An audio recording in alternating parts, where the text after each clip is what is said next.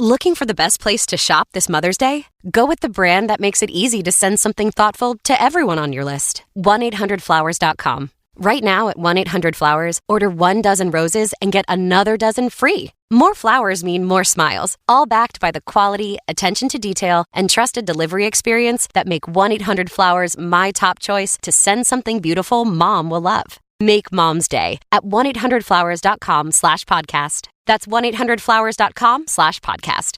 Welcome to Radical Personal Finance. My name is Joshua Sheets, and on today's podcast, I want to share with you some important ideas about how to set appropriate goals, recognizing the fact that every single goal that is hard for you is easy for someone else.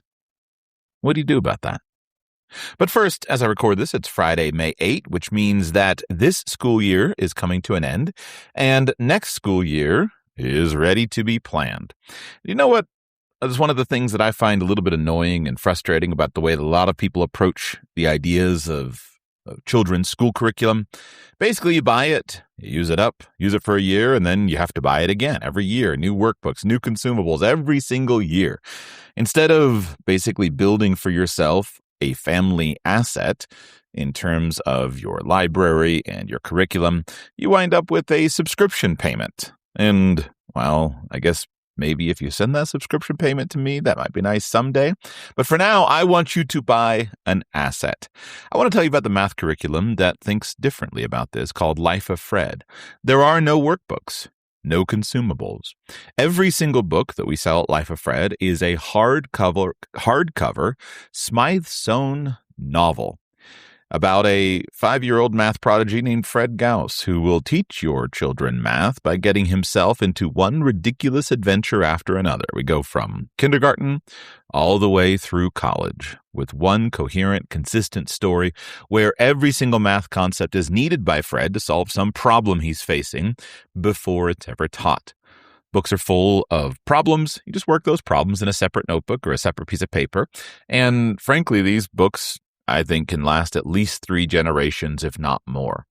So if you'd like to spend all in, say about $1,000, you can purchase pretty much the whole curriculum for about $1,000. You can use it like I do through about 6 children and through multiple generations. So as you're building your family library and you're building your math curriculum, please consider that this year. If you're interested, go to lifeoffred.com, lifeoffred.com. Buy the books there. Thank you very much. Let's talk about goal setting.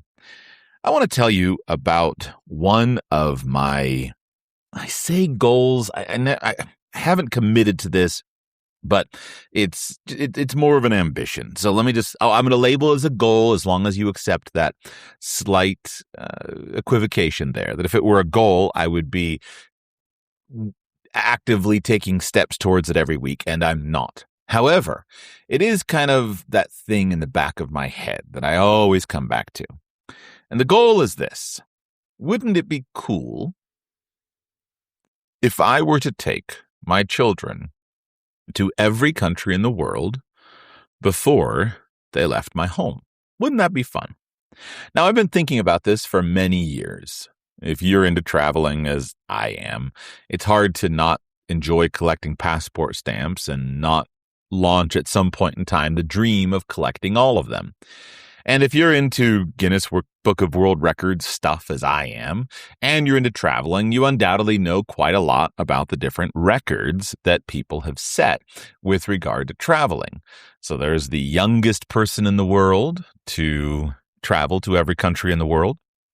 That record is currently held by Lexi Alford, who accomplished it at 21 years and 177 days old. There's the youngest man who did it, James Asquith, who did it at 24 years and 192 days. There are records like the fastest time to travel to each country in the world, which is about 499 days. There's somebody who recently did the fastest trip to every country in the world by public surface transport, so no flying. That was by a Brit named Graham Hughes, who did it in 4 years and 31 days. And there are many others of these records. What's interesting, though, is if you start thinking about the records, what you recognize is that with a record like traveling to every country in the world, anybody who wanted to travel to every country and anybody who had the money to travel to every country could pretty much break the record whenever desired. Now, there are some rules to that, but I always just think like this. Like if Elon Musk wanted to break the record of traveling the fastest time to travel to every country in the world, all he would do would be to get in his airplane and fly from country to country to country, and he could just snap his fingers, and in a couple of weeks, his team would work things out and he could instantly break the record. But that would be meaningless to him, right? What would that matter to him? And yet, for me, the idea of taking my children to every country in the world is one of those fascinating things that I keep in the back of my head. Because in order to do it, I could do it the slow way. I don't want to. But in order to do it, I would have to build the financial engines that will succeed in moving things forward without me, because I have found again and again, every time I've tested the travel stuff, it's just all-consuming, and I fall dreadfully behind on work. So I would have to have teams that are running my businesses. I would have to be able to get myself out of it, and I need all the logistical support. I would need to have a household of multiple people in my home consistently working with me in order to make it even fun to do with a bunch of children. And so for me, the idea of traveling to every country in the world is engaging as a goal because it requires a substantial amount of growth. And it's kind of like this centering idea that, man, if I could achieve that, then I would have made progress in my life. But for a billionaire, traveling to every country in the world is not particularly difficult. Years ago, I read Jim Rogers' book where he described when he drove around the world, and basically he called up a shop. They built him this cool car with a Mercedes convertible slapped on top of a G-Wagon chassis. He loaded up his girlfriend and they just started driving. Fairly simple. And so my point is that a goal that is hard for me would be very easy for someone else. And yet that doesn't make the goal not worth striving for. The big lesson is, what makes the goal worth striving for? So for me, having in the back of my head a goofy goal like, I'm going to take my children to every country in the world, I'm going to travel 3 or 4 months a year, is a cool centering thing to say, well, if I were to do it, here is what would be necessary in order for me to do it. And so therefore, I need to accomplish these other things, and that moves me in the direction that I want to go. But again, for the billionaire, it would just be writing a check. So the billionaire has to do something else. He has to choose a different set of goals. Now, by the way, let's go back to Guinness Book of World Records goals. Not all goals can just be bought. So let's say that you're a billionaire, but you decide you want to pursue some goal of physical endurance, right? You want to be the person to break the record for the world's longest plank. Well, that record of 9 hours, 38 minutes, and 47 seconds is currently held by a Czech man named Josef Salik. Or the most pull-ups, 12,345 pull-ups done in 24 hours, held by Enrique Zapata from Mexico. All of a sudden now, your money can't buy those results. And so if you said, I want to break this record, but you're doing something that requires you to engage in just this unbelievable physical feat that can't be purchased, all of a sudden, things would be different, because that would be really, really hard. And so the point of this is to say that if you look at goal setting, what you recognize is that every goal that is hard for you is easy for someone else. So it's not actually the accomplishment of the goal that matters, but rather who you become in accomplishing the goal. Which means that if there's something that is hard for you and easy for someone else, it's still good for you to tackle that. Still good, still productive. You should just set your own goal. And it doesn't matter if what's hard for you is easy for someone else. What matters is this moving you in the direction that you want to go? And thus, intelligently created goals are the goals that consistently pull you forward. One of the things that took me years to figure out, and I still kind of wish for it a little bit, but in my younger days, I had this idea that the point of setting a goal was to achieve it.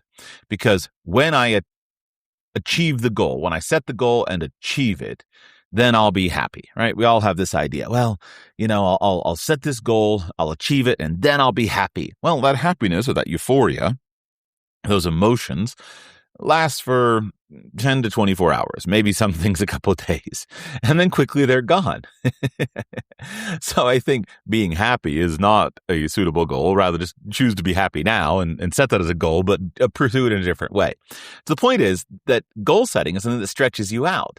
And there is no point in time at which when you achieve something, it magically changes your life. Rather, setting the goal transforms you into a different person, and then you can go forward to the next thing as the kind of person who is transformed. And so an intelligent goal is one that's just going to systematically move you in the direction of the progress that you want to make.